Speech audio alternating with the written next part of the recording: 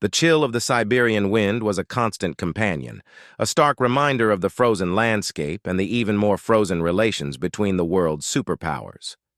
For Aleksei, a young man barely out of his teens, this wasn't just a political struggle. It was the backdrop of his fight for survival. His journey, from the quiet streets of a Leningrad suburb to the treacherous battlefields of a proxy war, was a testament to the human spirit's resilience in the face of an ideological maelstrom.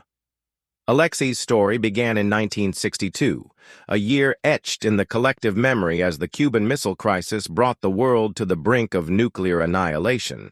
While leaders strategized and threatened, Aleksei was consumed by a different kind of fear.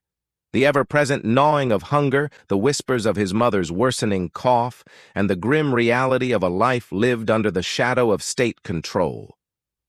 His father, a decorated soldier, had disappeared years ago, a casualty of a different kind of war, the internal purges that swept through the Soviet Union. With his father gone, Aleksei bore the weight of his family's survival, relying on his quick wit and nimble fingers to navigate the black market, a dangerous dance that offered a fleeting taste of freedom and a perilous brush with the authorities.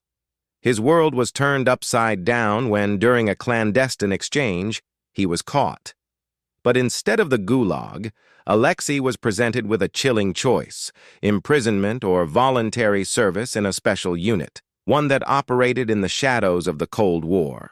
Desperate, with his mother's life hanging in the balance, he chose the latter. His training was brutal, designed to strip away individuality and forge him into a weapon for the motherland. He learned to track, to fight, to endure extreme conditions, and most importantly, to survive. He was taught to believe in the righteousness of the Soviet cause, to see the Americans as the enemy, a monolithic force bent on destroying their way of life. Yet, in the quiet moments between drills, he found himself questioning, remembering the fleeting kindness of a stranger, the shared laughter with friends, the simple humanity that transcended political dogma. His first deployment was to Vietnam, a land drenched in humidity and blood, a far cry from the frozen landscapes of his homeland. It was a proxy war, a brutal extension of the Cold War where Soviet and American ideologies clashed through the lives of ordinary people. Aleksei, a technical specialist, was tasked with maintaining and operating advanced Soviet weaponry. He witnessed firsthand the horrors of war, the senseless violence, the shattered lives on both sides. He saw American soldiers, not as the caricatures he'd been taught to despise, but as young men, just like him, caught in a conflict they barely understood. One particularly harrowing night, his unit was ambushed. Separated from his comrades, injured and alone, Aleksei found himself deep in enemy territory.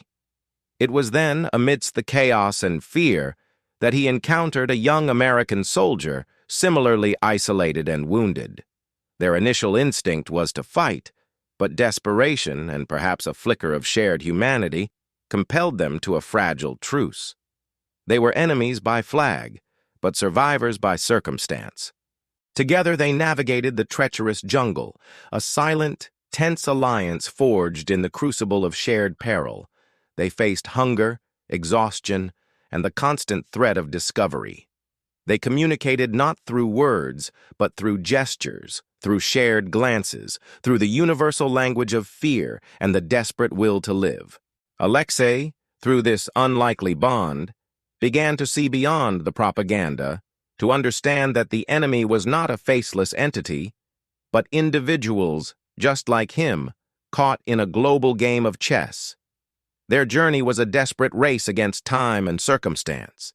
They were hunted by both sides, seen as deserters, as traitors. But with each step, the ideological barriers between them began to crumble, replaced by a nascent respect for each other's resilience and resourcefulness. They were two pawns in a grand geopolitical struggle, but their shared struggle for survival made them equals.